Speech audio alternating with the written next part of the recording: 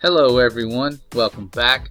Before I get into the funny fake news about the Space Force, where Donald Trump is pretty much putting out a plan that we were warned about years and years ago by a man named Wernher von Braun, I wanted to touch base on that warning before you see this video, because it will make a lot more sense to you and maybe not be as funny when you realize this plan has been known about for quite a while, and all of the fake news and everything pushes this stuff out there right in our faces, and the people who aren't aware of the deception are just kind of eating it up like, oh yeah, this is cool, it's going to be like Star Wars with wars in space, when really it's just going to be something to control us with fear. But here is the Illuminati play cards that I put at the very beginning of this video, and they show a lot of things that have already came true in these cards. If you've never seen these cards, they're sort of like the conspiracy theorist go-to in terms of the corruption, because these were made in 1995, and they have things like 9/11, the Twin Towers, and the Pentagon, and the Boston Marathon, and the Vegas shooting. All these things built into them as if it's part of a legitimate plan by the evil ones that kind of rule this world in secret. So there's some really cool stuff there. Kind of gets really deep, but the rocket scientist Wernher von Braun that gave us this warning was a Nazi scientist, and you've probably heard of him, especially if you're a flat earther or a truther. Definitely heard of this guy. But during Operation Paperclip, he came here from Nazi Germany, and he invented the V-2 bomber. Really smart guy, really good at what he did, and knew really well the game that was being played. And in his dying days, it said that he became a Christian and was warning people about this deception that's coming up.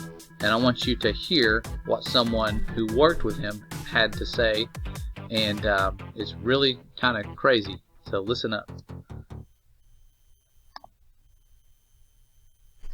I was a corporate manager of Fairchild Industries in 1974 through 77, I met the late Dr. Wernher von Braun in early 74.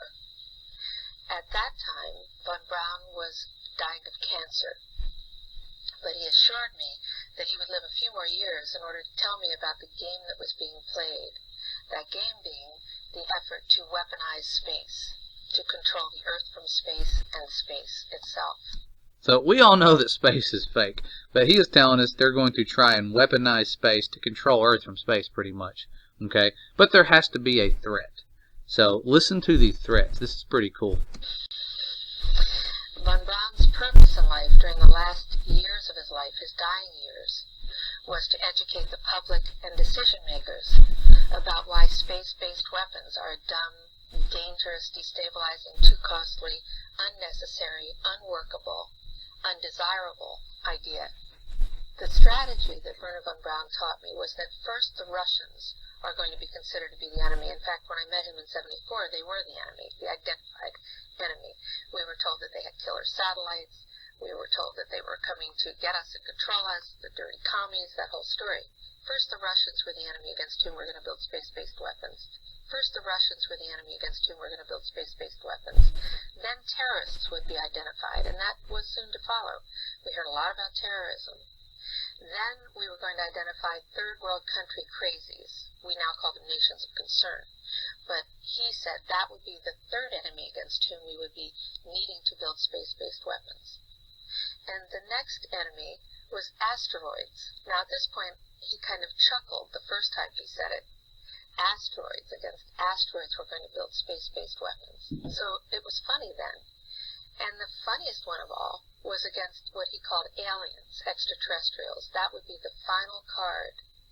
And over and over and over, during the 4 years that I knew him and was giving his speeches for him, he would bring up that last card. And remember, Carol, the last card is the alien card. We're going to have to build space-based weapons against aliens. And all of it, he said, is a lie. He didn't mention a timeline, but he said that it was going to be speeding up faster than anybody could possibly imagine. Okay, that's enough of that. You can watch that video if you want to. It goes into how they're faking the meteor stuff, that sort of threat there. Really easy to do, especially with their budget. But really crazy that this was something we were warned about, and you're going to see why it's crazy when you watch this next video, because this is current, and this stuff was known about a long time ago. Okay, so watch this quick video and see what you think. The Space Force. Does that make sense? The Space Force. We may even have a Space Force. President Trump has mentioned the Space Force a couple of times, and what he's alluding to is an ongoing debate in Congress that is creating a separate military service that focuses on space and military space capabilities. Space is a warfighting domain. Space is a warfighting domain. Just like the land, air, and sea. The U.S. has become increasingly reliant on space capabilities for military operations across the full spectrum of conflict, from fighting terrorists in Iraq and Syria and Afghanistan.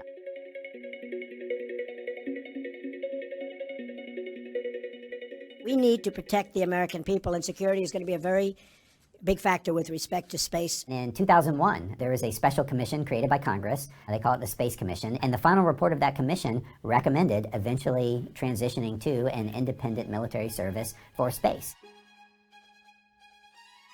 Warfighting in space is not like Star Wars, and it's not Space Marines. It's nothing like that. There are no military, service members in space fighting in these. It's all remote. All of these are unmanned satellites that the military uses. It's always been unmanned in space. All of our manned space programs have been civil space programs. They've been through NASA. We have the Air Force, we'll have the Space Force. We have the Air Force, we'll have the Space Force. We have the Army, the Navy. There are a lot of things that President Trump has said that other presidents haven't said before, but the U.S. military is critically dependent on its space capabilities, and it's something we have to take seriously. At some point in the future, we're going to look back and say, how did we do it without space? It would take several years, even if the decision was made today. First of all, for Congress to decide what to do, but then also to implement it once Congress has made the decision. I think it will take at least 5 years, maybe more like 10 years, to transition to a new military service for space. Because we're getting very big in space. Now, as funny as that video was, and you guys know that it's fake or whatever, it was on the BBC News segment last night that I watched, and when I came to the computer this morning at work to kind of pull that up and see it, because I don't have cable, I'm cheap, and I can't rewind stuff like most of you can, so I actually pulled this up on the website just to check it out myself, see if I missed anything. And of course you look up here in the top and you see, why do people still think the earth is flat? And man flies rocket to prove earth is flat. And then the oddities sent to space and all of these different things. NASA expert shows us how earth breathes. And you have all of these different things. NASA's mission to the sun. Like, what is this, a space website? I thought this was BBC News.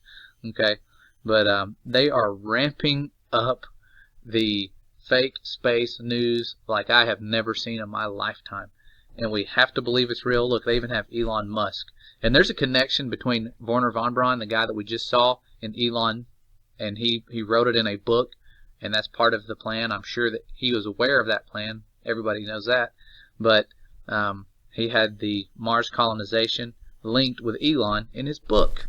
Okay, that's a little deep. That's a little bit too deep of a rabbit hole for most people, and sounds too crazy to be true, but I'm sure somehow that's tied in. Okay, and not just a coincidence like I would hope that it would be. So that was pretty crazy. But another video popped up after I watched that video. I went to the next video, and of course at the top you start seeing other things. It changes up here. You have want to travel to Mars with Buzz Aldrin. On a mission to Mars in Hawaii. They're training to go to Mars, and it's really sad. These people really believe that they can go there, and it's heartbreaking to think that they're dedicating their better years to that, but at least they're having fun. And there's Mark Sargent doing his thing, making the earth look like it's a disc. I cannot stand when people make the earth look like a disc and say that it's a disc or call it a disc. That drives me crazy. It's not a disc, people. It's not a disc floating in space. But what it's like to spend a year in space in front of a blue screen. Okay, well, I know it's not fun watching the news when you're awake and you understand how fake it is. But I just wanted to share this with you and show you that the predictions that were made many, many years ago, trying to warn people that they are going to do space-based weapons, they are now creating the Space Force, and it is going to be huge, people.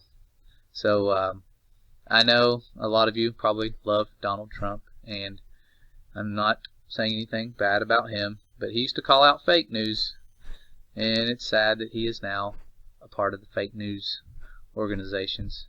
But hey, once you become president, it's not like you can really do anything. You kind of just become a puppet. He would get assassinated if he really tried to expose secret societies and the fake NASA program and all of that, you know. So, and I say fake NASA program. Not everyone that works there is fake. I understand there are some real scientists there, and like probably 98% of them really do believe that what they're doing is sending people to space, and the things that they're making are going to space. And that's sad, because people dedicate most of their adult life that work at this place, you know, to building stuff like that and contributing. And they don't realize what goes on higher up. And we didn't for many years. I'm glad we're finally figuring this stuff out together and exposing these people for the lies. But not going to make this video much longer. I just wanted to point that out, show you how interesting it was when you actually can start connecting the dots a little bit. But I appreciate you guys for tuning in. Really hope you're doing good. We miss you. Hopefully we'll see you around really soon. God bless.